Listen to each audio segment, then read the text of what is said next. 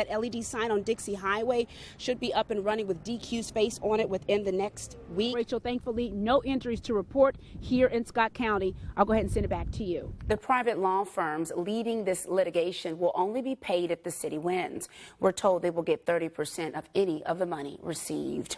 But LMPD detectives say the gun Anders had could not have gone off even if it was dropped. And the good people in Louisville do not deserve to live in fear. The Metro is closing in on 100 homicides so far in 2017.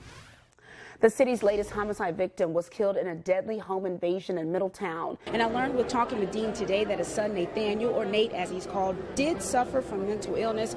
Dean says this is a conversation he wants us all to talk more openly about rather than ignoring or hiding it. So he called me about 5 minutes before he took his life, but I never got the call. 3 deaths in 8 months, a year of indescribable pain. Dean Walker's wife, Deborah, lost her battle to pancreatic cancer in February. His daughter, Savannah, was shot and killed while attending a concert at the Tim Faulkner Art Gallery in March. And his son, Nathaniel, committed suicide on October 6th. Nate had really struggled for a long period of time with alcohol, drug addiction, mental illness. And he self-medicated his mental illness and his problems for a long, long time.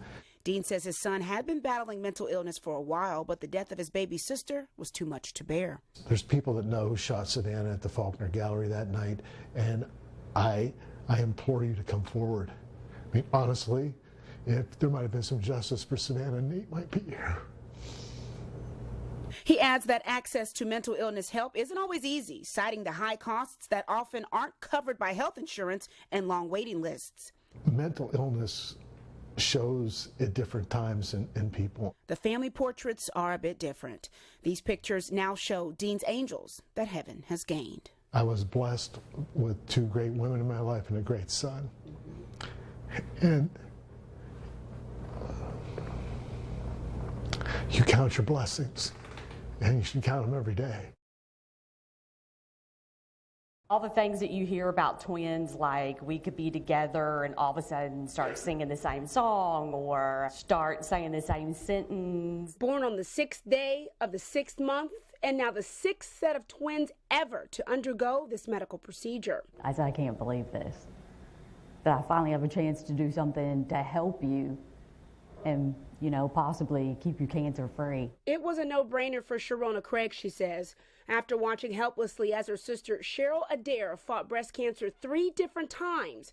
That's multiple surgeries, multiple rounds of chemo, and hundreds of doctor visits. From the time you're born on, you have somebody that's, you know, there with you all the time. Those fights left Adair's right side of her chest deformed from scars and radiation. Then the conversation came about for a special flap breast reconstruction. This is video of the procedure that took place on Halloween. Transplanted skin and fat was taken from Craig's abdomen to create a new breast for Adair, giving her back volume and shape to her breast. This situation provided very nice skin to make a breast and more tissue there to help make a breast as well. If there was anything that I could have done, I probably would have done it to help her.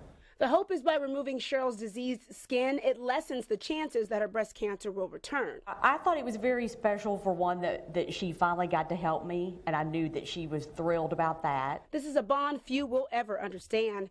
To go from watching your sister in pain only from the sideline to being on the operating table, providing a renewed sense of normalcy. Renee, I'm starving. It smells so good out here. We had an awesome assignment today. We were tasked to check in with local families and see how they're celebrating the 4th of July. Pulling out now, heading to its next stop.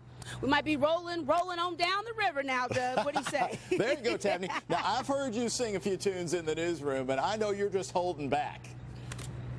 Little, you know, I wanted to give everybody else who traveled so far, I wanted to give them their fair shot, and I'll go ahead and keep my Channel 11 microphone.